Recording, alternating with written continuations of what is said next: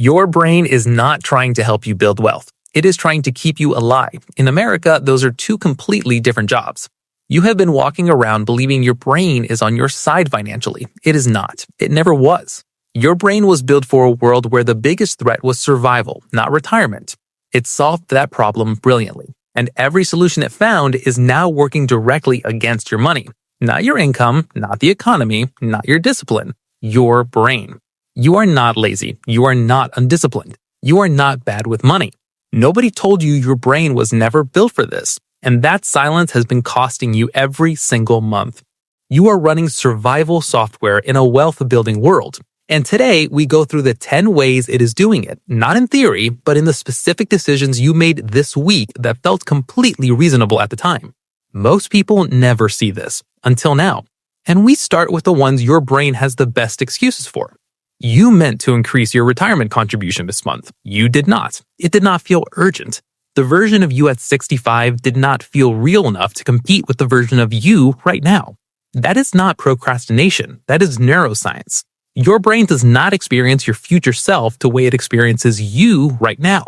When you think about yourself in 10 years, your brain activates the same regions it uses when thinking about a complete stranger, someone you do not know, someone whose problems are not urgent. This is why saving for retirement feels abstract. You're not saving for you. Your brain is saving for a stranger, and strangers do not get the same priority as the person standing in front of the coffee counter right now. Every time you defer a savings contribution, your brain is not being lazy. It is being completely logical for a species that was never supposed to think 30 years ahead. You reorganize the budget. You download a new finance app. You move money between accounts. You research investment strategies for 4 hours on a Sunday afternoon. And at the end of it, your brain releases the same satisfaction signal it would release if you had actually changed something. Your brain cannot reliably distinguish between preparing to do the thing and doing the thing. The feeling of productivity is real. The financial outcome is identical to doing nothing. The most expensive financial behavior is not overspending. It is the organized appearance of progress that replaces actual change. The original price was $200. It is now $120.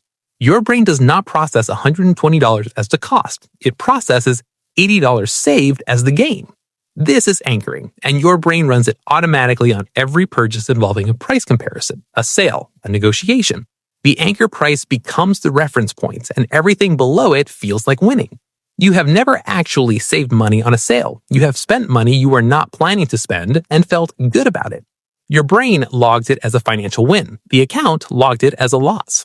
Those are just the ones your brain does openly. The next three are the ones it actively defends. Every time your financial situation improves, a raise, a bonus, a paid-off bill, a tax refund, your brain reads the improvement as permission to expand, not permission to save the difference, permission to spend at the new level. Because your brain's definition of financial progress is not accumulation, it's relief.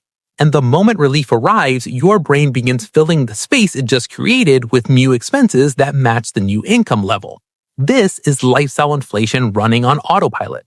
You did not decide to spend more when you earned more. Your brain decided for you, and it will keep deciding until you see the mechanism running and interrupt it deliberately. Your savings account earns almost nothing. You know this, but moving the money into something that could actually grow it feels riskier than leaving it where it is, slowly losing value to inflation. So it stays. This is loss aversion, one of the most documented findings in behavioral economics, and your brain runs it without exception. Losing $500 feels approximately twice as bad as gaining $500 feels good. Your brain will work twice as hard to avoid a small certain loss as it will to pursue a larger uncertain gain. Your brain is not being cautious, it is being asymmetric. An asymmetric risk assessment in a world that requires long-term investment is one of the most expensive cognitive settings your brain has. You are not going to buy a new car this year. Then your colleague pulled up in one.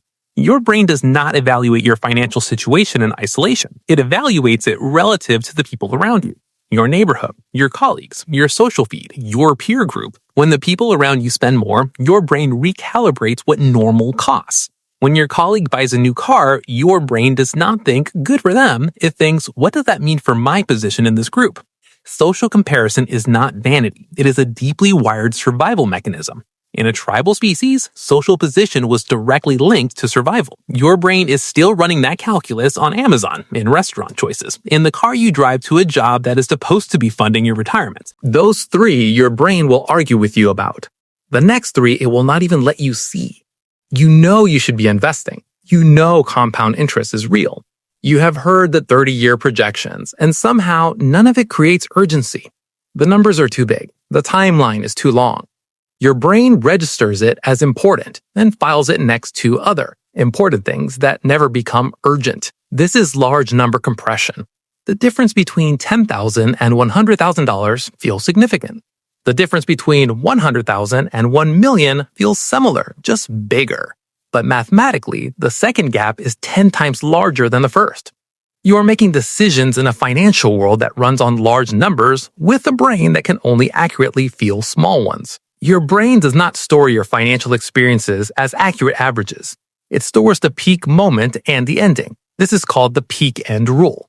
The vacation that ended with a perfect sunset on the last night feels worth every dollar, even if 70% of it was stressful, over budget, and involved at least one argument about money. The investment that peaked before it dropped feels like a loss, even if you're still ahead. The month you nailed your budget feels like proof you can do it, even if the 11 months surrounding it looked nothing like it. Your financial self-concept is built on peaks and endings, not on accurate data, which means your confidence and your reality are almost never in alignment. You have a vacation fund, a rainy day fund, a this is different money category that lives in the same account as everything else but feels separate because your brain labeled it. Mental accounting is your brain's way of creating the feeling of organization without the function of it. The money in your vacation fund is not protected from your rent. The money you earmarked for savings is not separated from your spending. Your brain treats the labels as real boundaries. Your bank account does not. This is why you can simultaneously carry credit card debt at 18% and maintain a savings account earning 2%.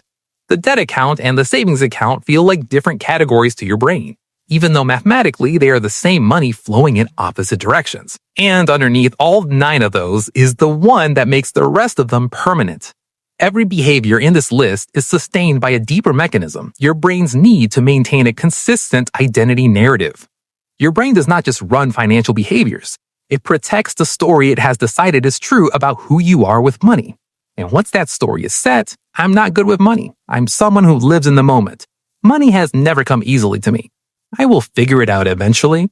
Your brain will unconsciously filter every financial experience through that story. Evidence that contradicts a story gets minimized. Evidence that confirms it gets amplified. Behaviors that align with the story feel natural. Behaviors that contradict it feel forced, uncomfortable, and unsustainable. This is why information alone does not change financial behavior. You can know every bias on this list and still run every single one of them. Because knowing the bias does not rewrite the story, and the story is what is actually in charge. That is the one your brain defends the hardest. Because the story is not just what you believe about money, it is what you believe about yourself. Here's what matters. None of these 10 are character flaws. Not one of them means you're broken or beyond fixing or fundamentally bad with money. Every single one of them is a feature your brain developed for a world that no longer exists, running inside a financial system that was not designed with your brain in mind. You were never going to out-discipline a brain that has been running this software for your entire life. Not because you're not trying, because you've been fighting the wrong thing. Your brain is not your enemy, but it was built for a world that no longer exists, and it has been solving the wrong problem with your money ever since. You now have names for all 10. The future stranger, the progress illusion, the anchor trap, the permission expansion, the loss asymmetry, the social compass, the number compression, the Peak-End Distortion, the mental account, the identity story. 10 ways, one brain, running every single one of them right now without asking you first. Awareness is not the finish line, but it is the only place this starts.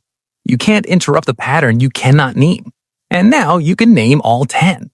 If this video made your financial behavior make more sense, subscribe. Every week, we pull back the curtain on the psychological patterns quietly running your financial life. And next week, we go deeper. Because your brain does not just work against your money. It works hardest against the version of you that is trying to change.